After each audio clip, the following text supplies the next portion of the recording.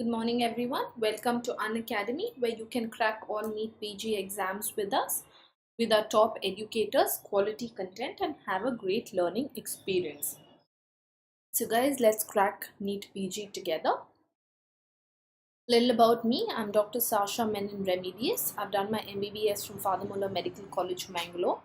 MD in Anesthesia from Father Muller Medical College, Mangalore. I have 2 publications and 1 paper presentation in the field of anesthesia. And I've been working and teaching in Bangalore for the past 2.5 years. Today's topic is patient positioning in anesthesia. I'll be taking this topic in 2 parts. So part 1 I'll do today, part 2 I'll do tomorrow, and we'll also have a quiz on this topic uh, uh, at a later date, right? So this is So a little about Unacademy now. It's one of India's largest um, online learning platform where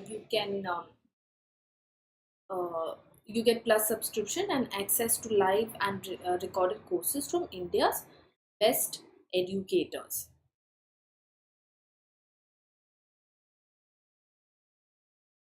Now, what will you get out of Unacademy? Basically, uh, we have a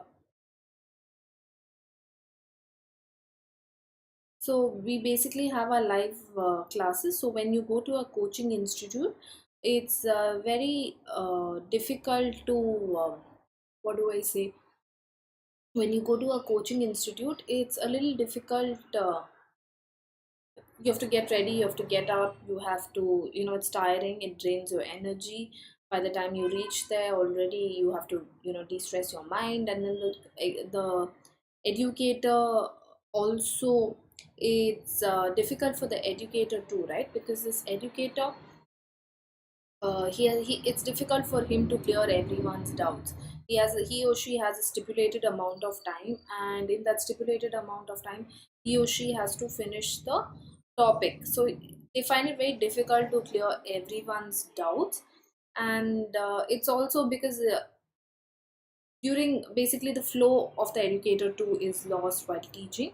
But over here at Unacademy, uh, we have a daily, during the class itself, you all can clear your doubts, you all can text your doubts, and we will clear your doubts then and there, right?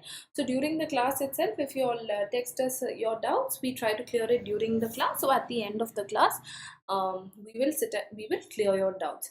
So these are all structured courses. Our educators have researched, and whatever is suitable for you all, for your syllabus, is the class is prepared based on that. There are live tests and quizzes which help you all evaluate. So along with the topics we regularly conduct quizzes and tests, so that you all can you all have a better idea of the, you all know, I mean, it's like a revision for you all basically. And also we conduct mega quizzes where we combine all the topics and we discuss the paper with you all, so that you all have a better idea. Then there is unlimited access. So one subscription gives you all access to all your live and to all our live and recorded courses to watch from the comfort of any of your device. So wherever you all are, whether you all are traveling or whether you all are sitting at home, from the comfort of whatever, however comfortable you all are, from there you all can access this platform. These are some of our top educators: Dr. Nikita Nanwani, Dr. Mohammad Azam, Dr. Devish Mishra, Dr. Preeti Sharma. Dr. Nikita Nanwani is a NEET PG mentor for radiology, as well as mnemonics and concept focusing on must-know topics which encompass all subjects. So mnemonics is an important part for those of you who it helps. It need not help everybody. It didn't help me much because I quite frankly cannot remember mnemonics. It never sat well with me. But those of you who mnemonics really help, it's really good. And if you'll prepare your own mnemonics, it's even better because you all can remember. It's what you all have prepared, right? So it's, you all will have a method of remembering it default. So these are some of our courses offered. As you can see, there are about 19 subjects that you all have to cover. I know it's not an easy exam, it is a tough exam. Um, we took 4 years to like complete these subjects, 4.5 years. And here in a stipulated amount of time we have to give an exam regarding all these subjects, go through all these subjects. It is difficult. And plus there are subjects which we didn't have in those 4.5 years, we didn't have to go into detail, but for the exam we need to know a little more detail, so it is a little difficult, yes. So anesthesia, psychiatry, radiology, these are the subjects where they were known as the smaller subjects. That's because you didn't have to go into detail during undergrad. But these are not small subjects, these are like large, there's so much to read in them. So it is, it's quite taxing, right? So what happens is not really we don't really know much about these subjects. So um, you and these are allotted around 11 points each. So don't miss out on these subjects because they're scoring, because like how you all just did the icing on the cake, basically just the superficial part of these subjects during MBBS. Even for the exam, they do go into a little more depth, but not much depth on these subjects, because they're allotted 11 marks and the questions usually will be comparatively easy. And as a result, if you have gone through these subjects, very easy to score and get those 11 points. Whereas your physiology, anatomy, micro, and all that, you all have 44 points per subject. So, and these you all have taken 1 year to do these subjects, right? So they go into depth into these subjects, they expect, so it's a little, of course it's a little more difficult to score in these subjects because they're going into depth. So what I mean is, do not miss out on these so-called smaller subjects, they are pretty scoring. So these are some of the ongoing courses on our platform: course on neurophysiology, GI surgery, cardiovascular thoracic surgery, respiratory system pathology, course on the larynx. These are various courses on our platform.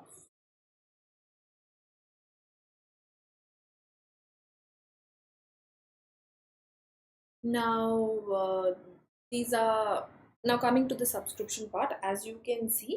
There are there are 5 types of subscriptions on your screen.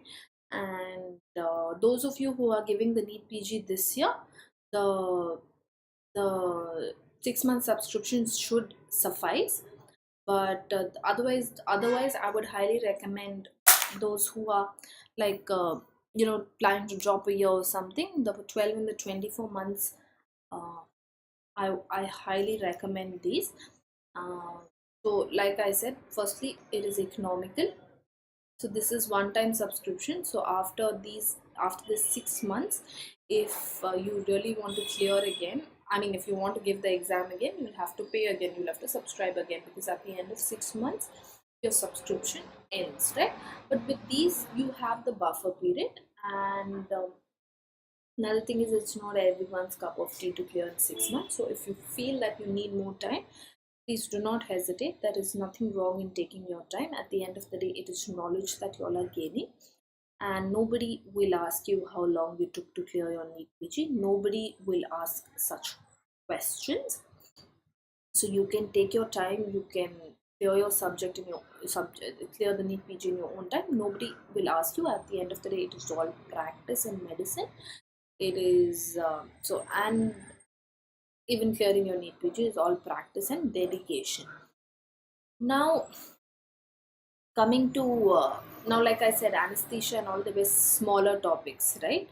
uh, they Small in the sense we didn't go into much detail on these subjects. So now, you don't really know what the content in these subjects are. So you might have decided on taking like something, like suppose you've decided on obs and gynae.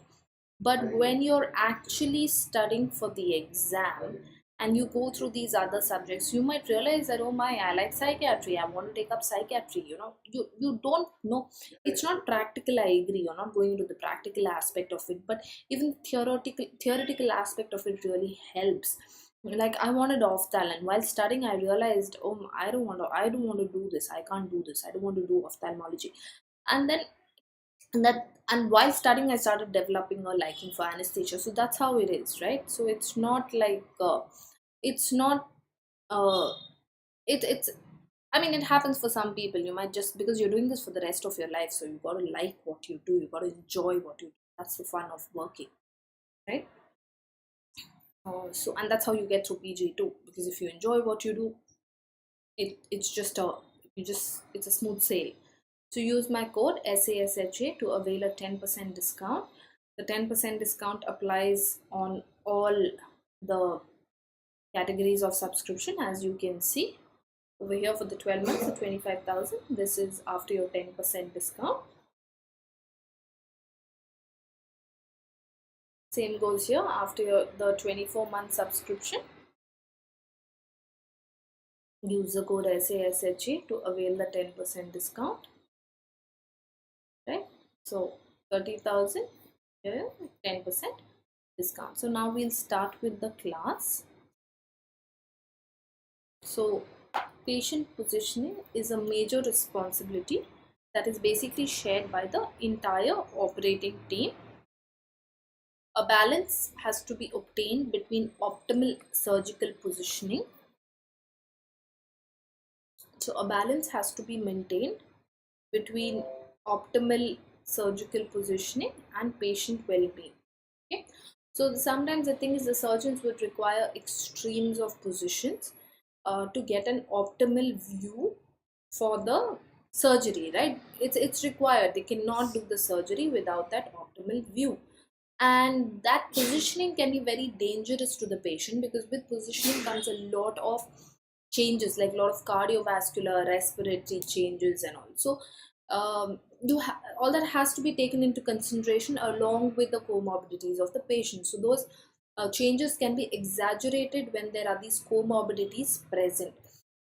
So all this has to be taken into consideration before giving the position that is optimal for the surgeon. So sometimes a compromise has to be reached between the surgeon and the anesthesiologist regarding the position in with respect to what is best for the patient. Yeah, so it requires the cooperation of the entire surgical team. Many patient positions that are used for surgery result in undesirable physiological consequences, basically cardiovascular and respiratory. Now, peripheral nerve injuries. So, peripheral nerve injuries is a very dreaded complication. It's not common because care is always taken during. It is not common, to be frank, but it is what has to be taken great care of. One has to really avoid these peripheral nerve injuries.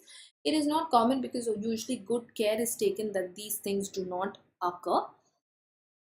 So the mechanism of injury usually involves compression,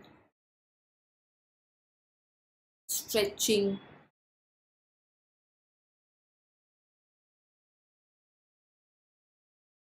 ischemia. So this is usually the mechanism of injury.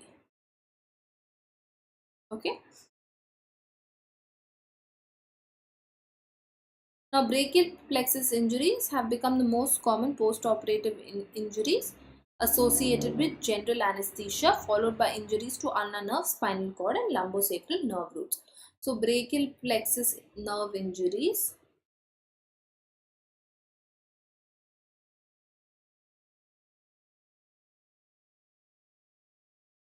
has become the most common.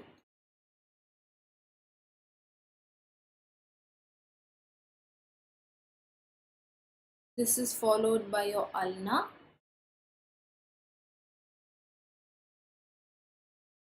Okay, this is followed by your ulnar nerve, spinal cord, and ulnar nerve,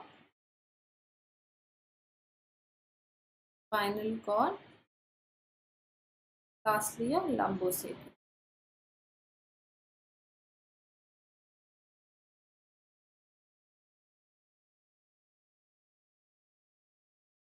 Right? So this is the most common mechanism of injury. However, not all post-operative neuropathies are because of positioning. That also should be kept in mind. Post-operative visual loss is also it's rare but a devastating complication seen with prone position, post-operative visual loss. So this post-op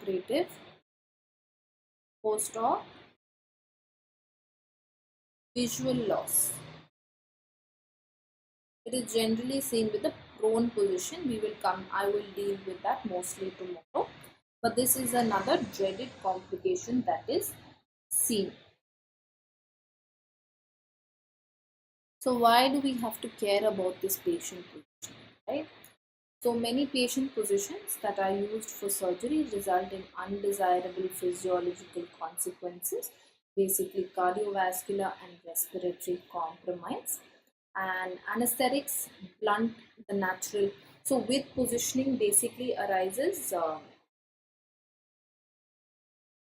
with positioning comes these physiological. So in normal patient, when the patient changes position, basically if you say from standing to supine position, normally not undesirable but normal physiological changes occur, right, which compensate for whatever is basically it's normal, and it compensates for everything in the body. It compensates basically whatever changes are occurring. A compensatory mechanism also occurs. We'll come to that. Compensatory mechanism also occurs and nullifies it. But under general anesthesia, these compensatory mechanisms are blunted. So the compensation that is produced by positioning in a normal patient gets blunted under general anesthesia, which renders the surgical patients vulnerable to position changes.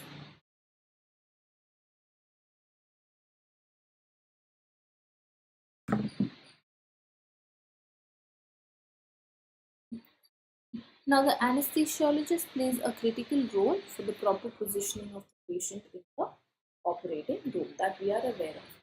Right? So, the anesthesiologist has to reach a compromise with the surgeon basically. So, the anesthesiologist plays a critical role in the positioning of the patient. So, the positions primarily, this is because, like I told you all previously, positions which are deemed optimal for surgery often result in undesirable physiological changes, putting surgical, so basically it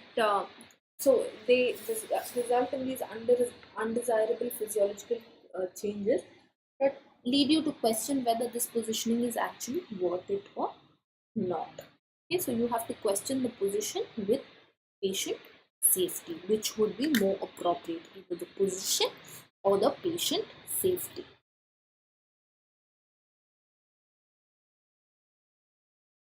So as you can see on the screen, the team has to involve So the team has to involve the anesthesiologist, nurses, and the surgeon. So it has to be a combined effort of the has to be a combined effort of the anesthesiologist, surgeon, and nurse. All three have to um, do it together, right? They have to have a common ground and do it. The goal at the end of the day, whenever possible, the patient should be placed in a position that he would tolerate when awake.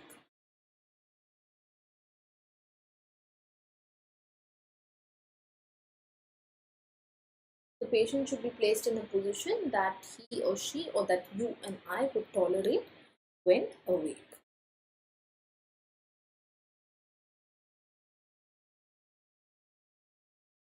So, surgeons wish to have optimal exposure and positions and these may be maintained for a long period. So, surgeons to have optimal exposure, they may want a certain position, and this may have to be maintained for prolonged periods. Okay. The duration of more extreme positions, if such necessary, should be limited as much as possible.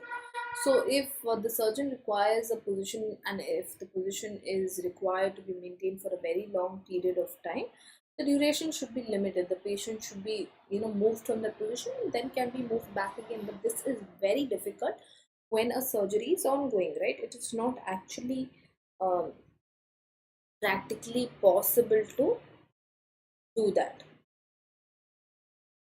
Use of Expected tilting, so there will be expected tilting of the operating room table during surgery, and this should be anticipated before the draping of the patient, and the patient should be secured.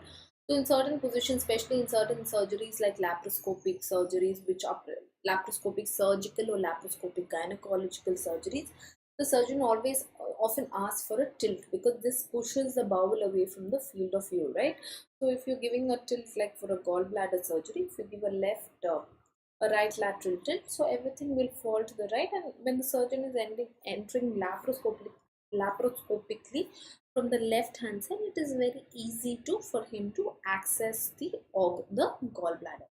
So expected tilting of the operating room table should be expected, and the surgery, and this usually, so depending on the surgery, this should be anticipated before the surgery, and the patient should be strapped prior. You cannot, stop the surgery and say, I want to strap the patient. That is not recommended. So the patient should be strapped before the sterile drapes are put on the patient. Now, patient falling off a table is highly medico legal, and it is unacceptable. So the patient, especially even while shifting the patient from the trolley to the operating table, great care has to be taken that the patient does not fall. It is unacceptable if the patient falls under your care.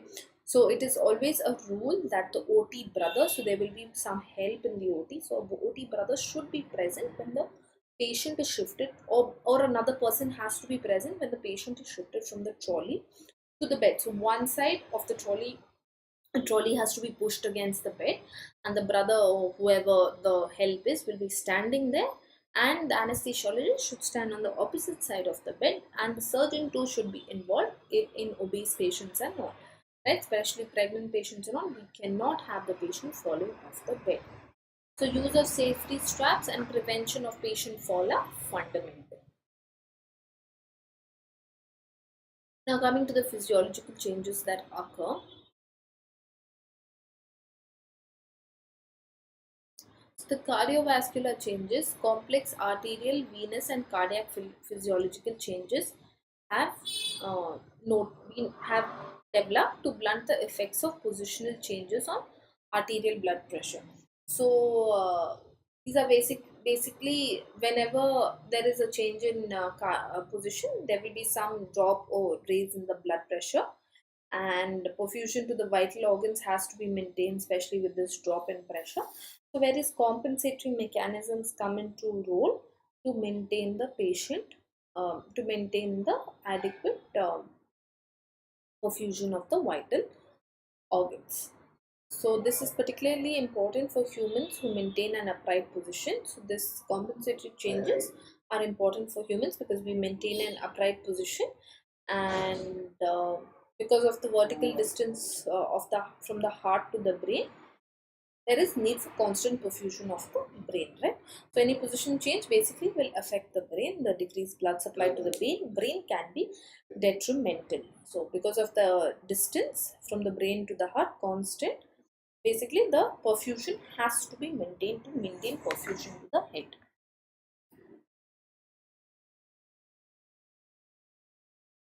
So normally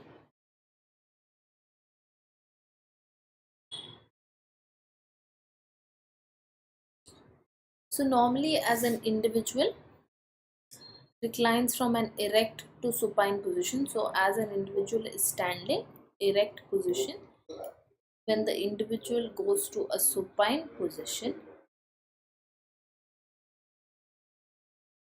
so from erect to supine position, venous return to the heart increases as pool blood from the lower extremities distributes to the heart. So on standing, there will be pool blood,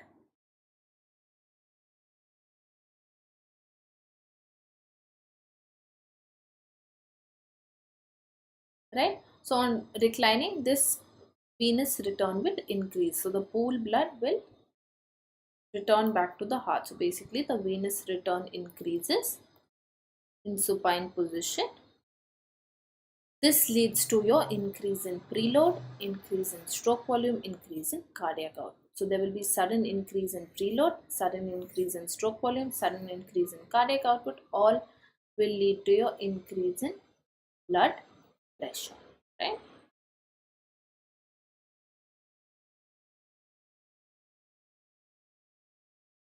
Now, increase in arterial blood pressure.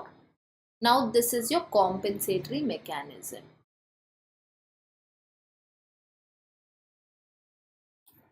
right? This is your compensatory mechanism this entire page is your compensatory mechanism that we will be dealing with.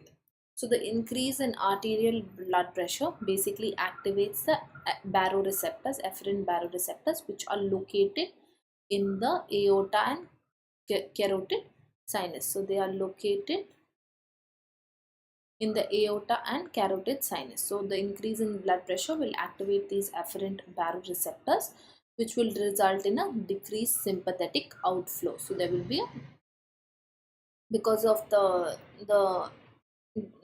baroreceptors get activated, so the sympathetic outflow will decrease and the parasympathetic outflow will increase. This compensation leads to a decrease in the heart rate, decrease in the stroke volume, decrease in the cardiac output, ultimately or basically a decrease in blood pressure. So that increase in blood pressure is compensated by this, because the afferent baroreceptors sense that increase in arterial blood pressure, and the baroreceptors which are located in the aortic and the aorta and the carotid sinus get activated, which result in decrease in your sympathetic flow, increase in parasympathetic, leading to a decrease in heart rate, stroke volume, cardiac output, ultimately a decrease in the blood pressure. Now the mechanoreceptors from the atria and the ventricle are also activated. So there are mechanoreceptors in the atria and the ventricle of the heart which are also activated. So the mechanoreceptors, atria and ventricle, are also activated to decrease the sympathetic outflow to muscle and splanchnic vascular bed. So basically the cardiac output decreases. Atrial reflexes are activated to regulate renal sympathetic nerve activity, plasma renin, ANP and arginine vasopressin level. So basically it's all decrease your plasma renin level and all also alter to so that there is no increase in BP.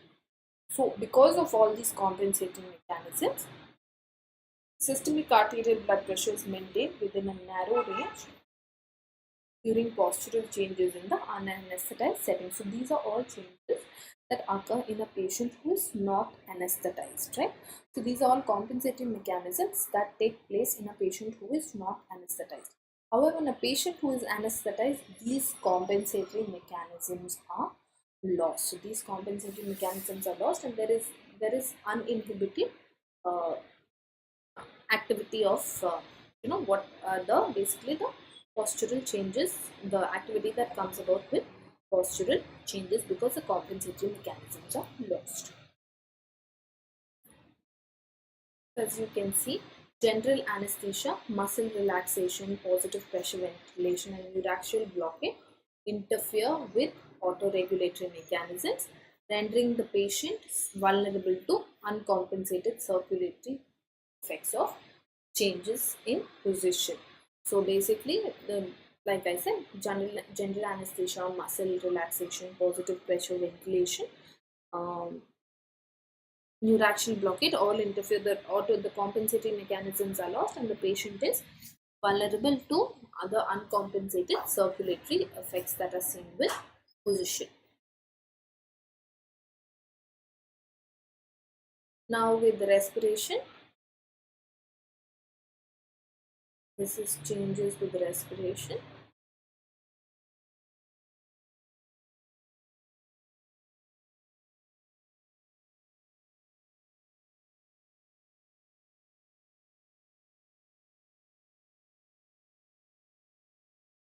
Changes with the respiration are basically positive pressure ventilation. The positive pressure ventilation, increase in mean thoracic intrathoracic pressure, decrease in venous return and decrease in cardiac output.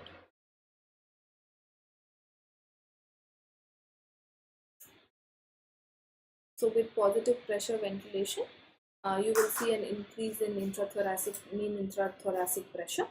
So there will be an increase because of the mean increase in the mean intrathoracic pressure leads to decreased venous return and hence decreased cardiac output because of the pressure on the thorax. Now PEEP, this is positive end expiratory pressure.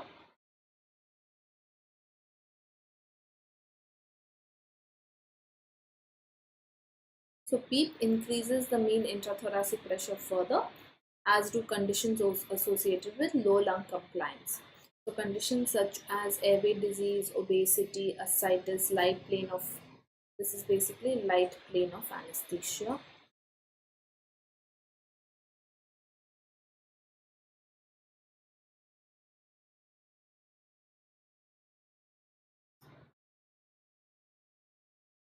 So PEEP, positive end expiratory pressure, increases the mean intrathoracic pressure further, as do conditions which are associated with low lung compliance. So PEEP conditions, uh, so this PEEP and these conditions which increase the mean intrathoracic pressure, such as airway disease, obesity, and facial. Okay, so these are diseases which have low lung compliance. So along with increase in the PEEP, they decrease the cardiac output and venous return because of the raised intrathoracic pressure. So as such, those are the changes with the respiration. So as such, arterial blood pressure is often so as such, because of this, the blood pressure is labile at induction and during patient positioning. So one is because of the changes in respiration, there can be a fall in blood pressure. So that is during induction, and during patient positioning, there can be a, because we are basically supine beings, and with the change in positioning, there can be a change in blood pressure. Okay, so it is crucial for the anesthesiologist to anticipate these effects and to treat them appropriately. So interruptions in monitoring to facilitate positioning or turning of the operating room table must be minimal. So as far as possible, interruptions in monitoring should be minimized, and if at all, the monitors have to be taken out for positioning, immediately they have to be connected back. As soon as, you don't have to like get optimum position, but as soon as patient is put in that desired position, the monitor should be put back to the patient. So the patient position is secondary always secondary to patient safety. So now the pulmonary concerns that we dealt with. So anesthetized patients who are basically breathing spontaneously, right? So anesthetized patients who are breathing spontaneously, they will have a, so basically they are sedated. So anesthetized means breathing spontaneously means these are patients who are sedated. So they will have shallow breathing, so low tidal volume, decreased FRC, functional residual capacity, and increase in the closing volume, right? Shallow breathing, so the closing volume, the airways, the expiration will not be adequate. The airways will close quickly, increase closing volume, and decrease in the reserve of the lung. So positive pressure ventilation when applied to these patients with the muscle relaxation may um, increase the ventilation perfusion mismatch, because already there is decrease in the ventilation and there is proper perfusion, so there will be a ventilation perfusion mismatch. So any position that limits the movement of the diaphragm, the chest wall or abdomen, increases atelectasis and intrapulmonary shunt. So we'll come to that. So any position that inhibits the movement, adequate movement of the diaphragm, the chest wall or abdomen, can lead to shunts and atelectasis. So for instance, when an individual shifts from the standing to the supine position, so an individual is standing, he lies down, the functional residual capacity will decrease because of the cephalad displacement of the diaphragm. There will be a decrease in the functional residual capacity because the diaphragm moves upwards. The contribution to ventilation of the chest wall compared with the diaphragm decreases from 30 to 10%, right? So the contribution of the chest wall also decreases, and the preferential perfusion occurs of the dependent portions of the lung, which is dominated by gravity. So that leads to a ventilation perfusion mismatches. So ventilation is impaired, there's decreased functional residual capacity, and the contribution of the chest wall is also comparatively less, whereas due to gravity, the dependent part of the lung is perfused well. And now coming to individual positions. So first we'll deal with the supine position, or also known as the dorsal decubitus position. So the entire body, because the entire body is close to the entire body is at the same level as the heart, hemodynamic reserve is best maintained. So in the supine position, hemodynamic reserve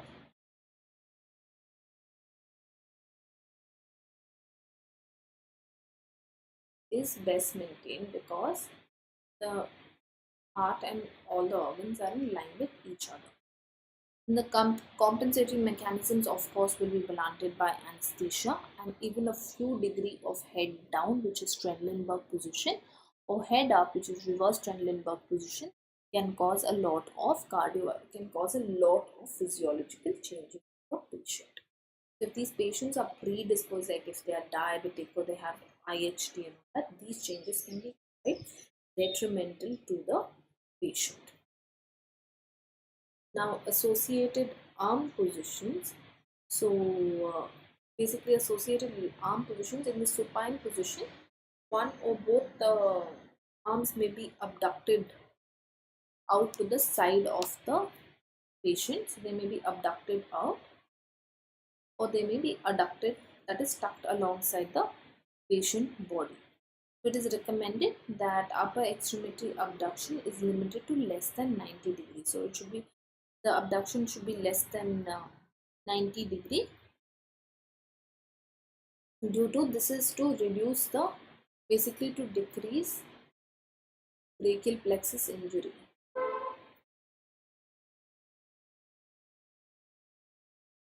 Which can occur, so this is to decrease brachial plexus injury, which can occur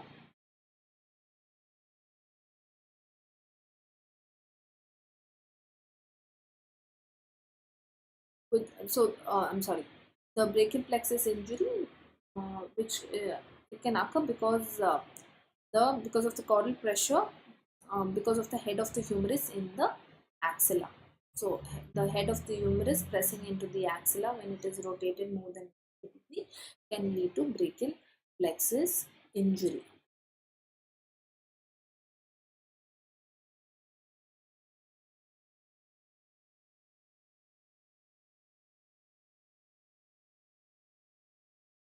So as you can see, the arm should be kept out. The hand and the forearm, so when they are either, if they are abducted or adducted, that is stuck by the side. If abducted, sorry, if abducted, the hand and the forearm are either supinated or kept in neutral position. So the hand and forearm are supinated or kept in a position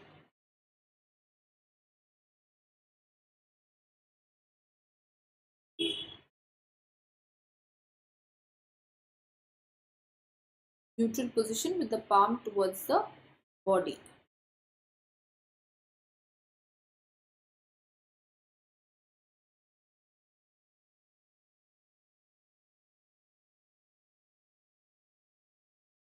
This is the neutral position.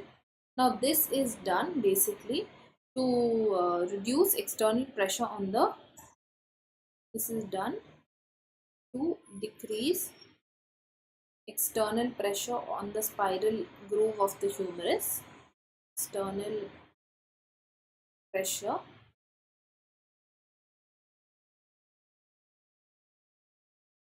on the spiral groove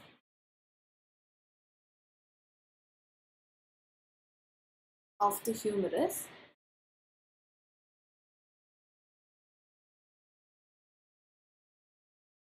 and the ulnar nerve.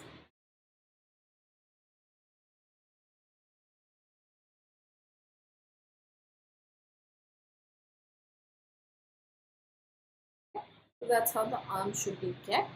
So when the arms are adducted, they are usually held alongside the body with a draw sheet that passes under the body over the arm and is stuck directly under the torso to ensure that the arm maintains proper to ensure that the arm remains properly placed next to the body.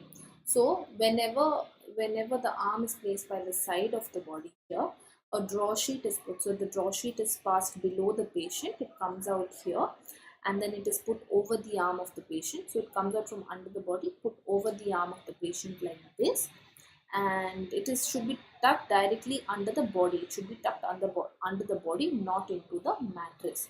So tucked, that is your draw sheet, be tucked under the body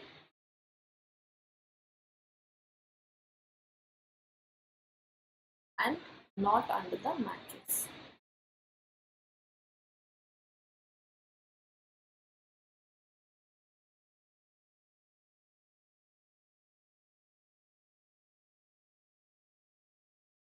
Right? So it should be tucked under the body and not under the mattress. Alternatively, in surgeries where access to chest or abdomen is not necessary, curved arm cradle may be used.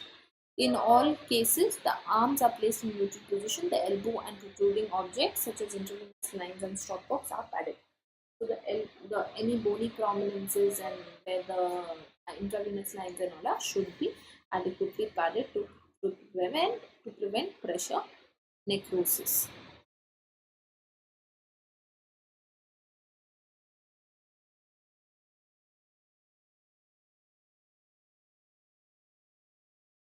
As you can see here, the hand and the forearm are either supinated or kept in neutral position with the palm towards the body to reduce external pressure on the spiral groove of the humerus and the ulnar nerve. The elbows and any protruding objects such as intravenous fluids, lines and stopcocks like we discussed has to be padded. Prevent pressure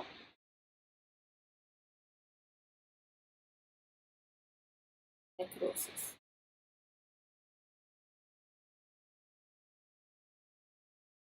So the arm position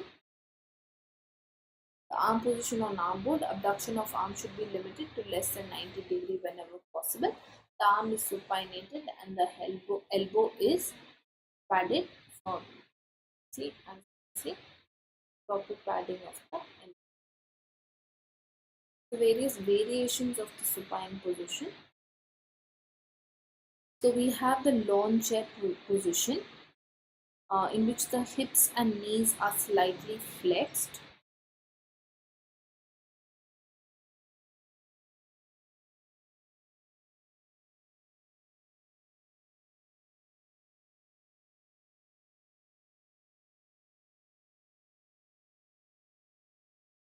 In which the hips and knees are slightly flexed. This reduces stress on the back, hip and knees and is better tolerated by. So this hip and knees when slightly flexed reduces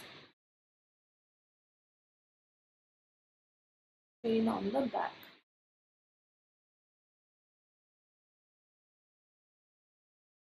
So it reduces the strain on the back and better tolerated by patients who are awake and undergoing monitored anesthesia care. So the legs are slightly again above the level of the heart, so there will be increased venous return.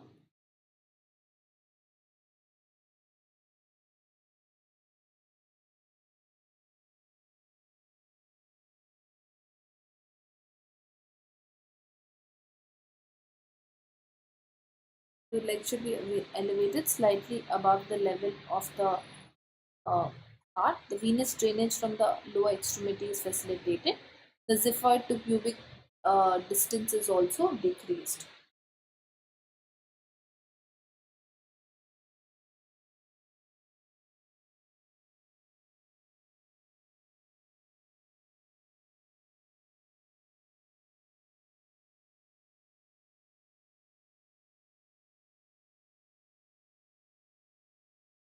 The ziphoid to pubic distance is decreased. This reduces the tension on the abdomen and helps in easy closure of the laparotomy incisions.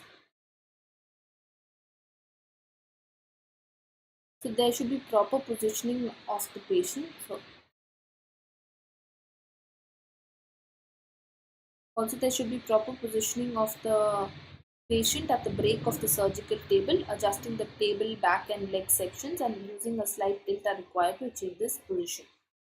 So to achieve this position, the back of the bed is raised and the elbows and the legs below the knees are lowered to an equivalent angle, and a slight Trendelenburg tilt is used to level the hips with the shoulder. So basically in this position,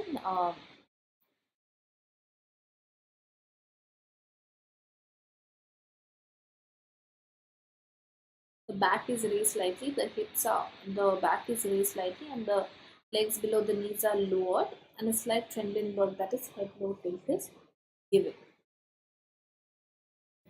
So basically a non-sliding mattress should be used. This is prevent the patient from sliding off, and shoulder braces are not recommended because of the considerable compression of injury to the brachial. Shoulder braces are not recommended because it causes a lot of damage to it causes a lot of risk to it can cause compression of the brachial plexus.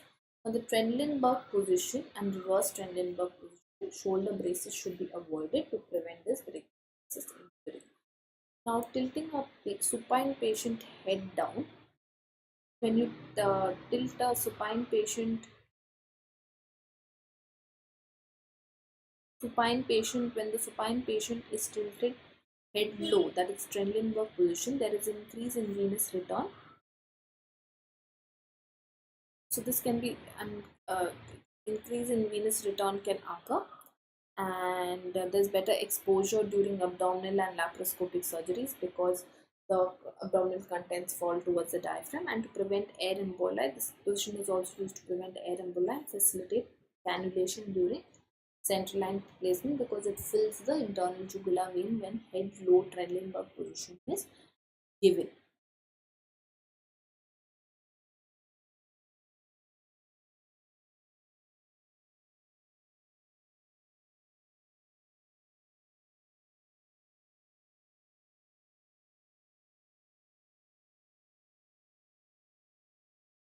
So the Trendelenburg position has significant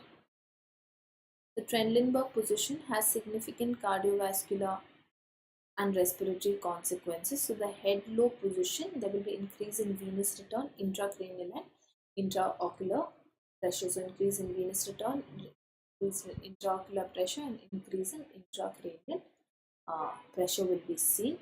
It can also lead to congestion of the face and conjunctiva, so there will be swelling, conjunctiva, larynx, tongue, and increased potential for post-operative airway obstruction. So when the tongue becomes enlarged, it can lead to airway obstruction. Even the larynx, etc., when it becomes enlarged, it can lead to airway obstruction. So care should be taken in such cases. Right? Then the cephalic movement, the cephalad movement of the abdominal viscera against the diaphragm. So the cephalic movement, the upward movement of the abdominal viscera against the diaphragm also decreases the functional residual capacity and pulmonary compliance. So you're giving a head low, okay, but everything, all the abdominal contents will go cephalad and they can compress the diaphragm and decrease the functional residual capacity and the compliance. In spontaneously ventilating patients, the work of breathing will obviously increase because of this upward displacement. And mechanically ventilate patients, the airway pressures will be higher to ensure adequate ventilation. So because of this pressure on the diaphragm, the airway pressures will be higher in mechanically ventilated patients. So the stomach also lies above the level of the glottis in this position, and endotracheal tube is often preferred to protect the airway from pulmonary aspiration. So the endotracheal tube, because the stomach is lying above the level of the heart, there is high risk of regurgitation and aspiration. And to prevent this, endotracheal tube is often used to protect the airway. Now, because of the risk of the edema to the trachea and mucosa surrounding the airway with this position, uh,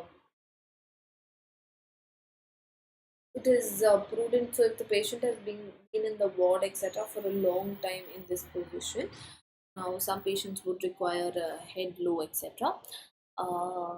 It may be prudent to verify an air leak. So in this position for a long period of surgery, there can be edema around the tracheal, around the trachea, right? In the trachea, around the ET tube, uh, because the patient has been in that position for very long. So it is prudent to verify an air leak in such patients around the endotracheal tube. So if these are your vocal cords, this is your endotracheal tube.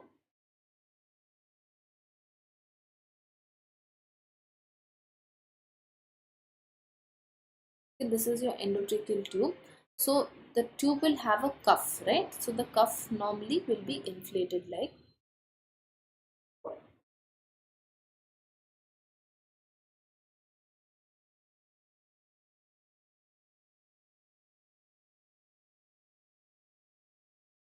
the cuff will be inflated like this. So there will be no air leak over here.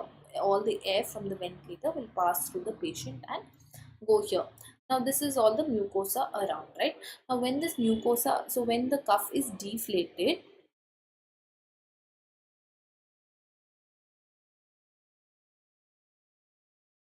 so when the cuff gets deflated, it will sit around the tracheal tube like this. It will sit around the tube like this. Okay, so if there is no mucosa, basically no congestion of the mucosa, when the patient is breathing, or whatever is when the patient is ventilated, air will pass through the sides, because whatever is coming through the tube also will pass through the sides. So when the stethoscope is kept on the trachea, on the neck, you will hear a whooshing noise. This means that leak is present. So presence of leak, this is good because this indicates that there is no edema. Okay, why does it indicate that there is no edema? So now again I'll draw the tube.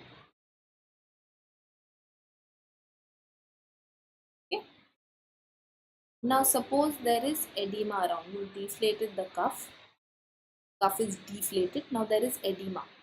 Okay, now this, because of the all the tissue here will be edematous, so it will be all, this is all the edema around the tube, and the cuff is deflated. This is your cuff which is deflated, but there is a lot of edema around the tube. So whatever air is passing, there will be nothing going, because of the edema here. The mucosal walls are sticking to the endotracheal tube. There will be no passage of air in and out. So there will be no whooshing noise. Even though the cuff is deflated, there should be a whooshing noise, because cuff prevents leak, right? So when the cuff is deflated, leak should be there to know that there is adequate ventilation and there is no edema. So there will be no whooshing noise. So basically, edema is present, and extubation in this stage will be taking out the tube from the trachea will be very dangerous, because once the tube is removed, the tube is preventing these two mucosal surfaces from collapsing on each other because of the edema. So these two mucosal surfaces, once edematous surfaces, once the tube is removed, will touch each other and cause complete airway obstruction. Now in your reverse Trendelenburg position, the head up tilt is often employed to facilitate upper abdominal surgeries by shifting the contents caudal. So head up position, the contents in the stomach will move caudal. It is very popular with laparoscopic surgeries, right? Because so it is very popular with laparoscopic surgeries.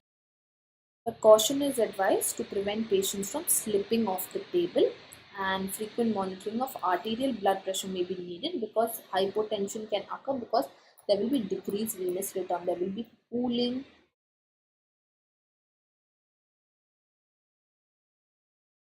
of blood in the legs. Right, it's a head up position, so all the blood from the from cephalad will come below, and there will be pooling of blood in the legs, decrease venous return. So in addition, the position of the head above the heart. So in addition, position of the head above the heart reduces perfusion pressure to the brain and should be taken into consideration while determining optimal blood pressure. So position above the head of the head above the heart reduces the perfusion pressure to the brain, and hence the blood pressure has to be maintained, because the perfusion to the vital organs, BP, has to be maintained, because the perfusion to the vital organ, the brain, has to be maintained.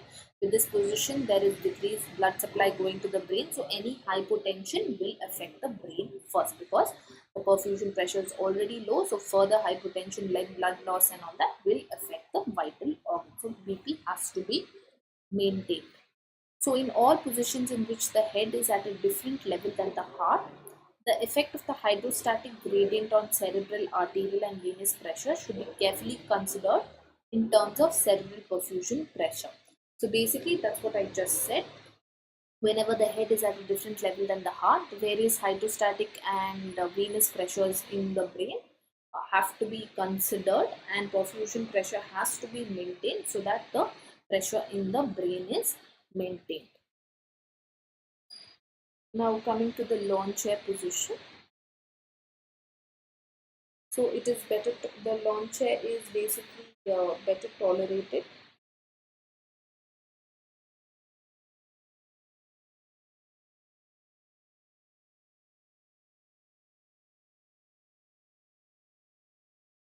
So the lawn chair is basically better tolerated. I'm sorry.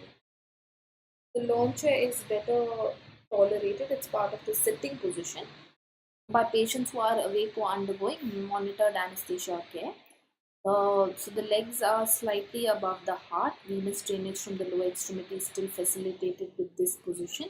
So the legs are in the lawn chair position. The legs are still slightly above the heart, and venous drainage is facilitated. Also in this position too, like the supine position, the xiphoid to pubic, sorry, the xiphoid to pubic distance, it's better tolerated in awake patients. The xiphoid to pubic distance is decreased, and hence there is less tension when closing the abdomen during laparotomy. So during laparotomy, while closure of the abdomen, there is much lesser tension, right? So the abdomen will be closed more easily. Now the frog leg position. The frog leg position too is better tolerated by patients when they are awake, and so this position too, the care must be taken to minimize. So basically, the as you can see in the picture, a lot of care will have to be taken to minimize too much. Just a sec. A lot of care will be have to be taken to minimize too much pressure on the because of it can lead to post-operative pain in the hips and also dislocation, right? So the stress can lead to post-operative pain because of this position like this, mostly employed in children, uh, to access the perineum, medial thighs, genitalia and rectum. So there can be pain in the hip, and there can be dislocation of the knee if the knee is not supported. As you can see here, prolonged positioning, if the knee is not supported, there can be dislocation of the knee, and it can be very troublesome for the patient. Now coming to the complications that are associated with the prone position. So basically your complications with the prone position are, sorry, with the supine position are, so there can be pressure alopecia. Okay. So lumps basically caused by monitoring cable, if there is any monitoring cable connector under the head of the patient, or the head should be padded properly, because it can because of this continuous prolonged surgeries and all that, this continuous pressure on the head, usually the occiput, Ischemic can lead to ischemic hair follicles and alopecia. So lumps which is caused by basically all these cable connectors etc. should not be placed under the head, because it can lead to the formation of lumps, because these are very hard surfaces. So proper cushioning of the head should be provided, and also there should be periodic rotation. So periodic rotation of the head.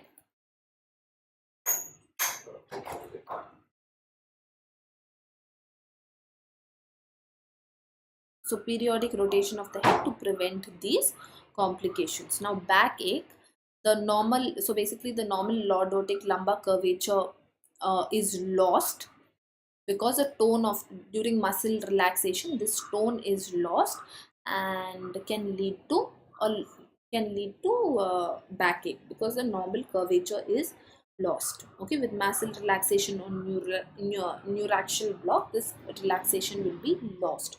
So patients with scoliosis, kyphosis, or a history of back pain may require extra padding to the spine or slight flexion at the hip and knee. So those who already have a spine problem will require little extra padding on the spine or slight flexion of hip and knee. Then tissues over all bony prominences should be padded to prevent any soft tissue. Heel sacrum must be padded to prevent soft tissue ischemia because of pressure due to prolonged surgery. Then peripheral nerve injury. Excuse me. Excuse me. Peripheral nerve injury. Um, so it is a complex phenomenon, and basically the stretch injury most common is the ulnar neuropathy, which can occur with the supine position, and the brachial plexus injury. So regardless of the position of the upper extremity, maintaining the head in a midline position minimizes stretch on the brachial plexus. The brachial plexus and the ulnar nerve are most commonly injured in these positions, and that's why care should be taken. So alone can adequate padding alone in 90% of the patients can prevent ulnar neuropathy. Then the abduction of the arm to less than 90 degree can prevent a brachial plexus injury. Now basically the base of the surgical table is asymmetric, with the patient's torso generally over the base of the table, right? However, patients are often positioned with the torso over the open side of the table to improve surgical access, or to permit the use of equipment. So it's basically played over the patient is basically placed over the surface of the table, which has ridges, which is not smooth, because the C-arm and all has to pass under the table. So the lower part of the table has to be smooth. So this position places the heaviest part of the body, and therefore the patient's center of gravity opposite the weighted base of the table with substantial leverage.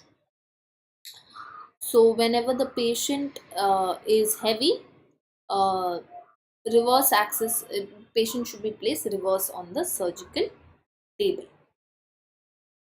So basically the table peripheral nerve injuries you can avoid by adequate padding of the bony prominences and limiting abduction to less than 90 degree.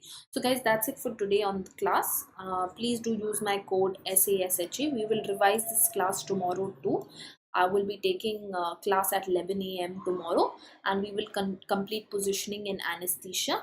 Use my code to avail your 10% discount. And guys, hurry, subscribe. Few more months for NEET PG. Let's crack it.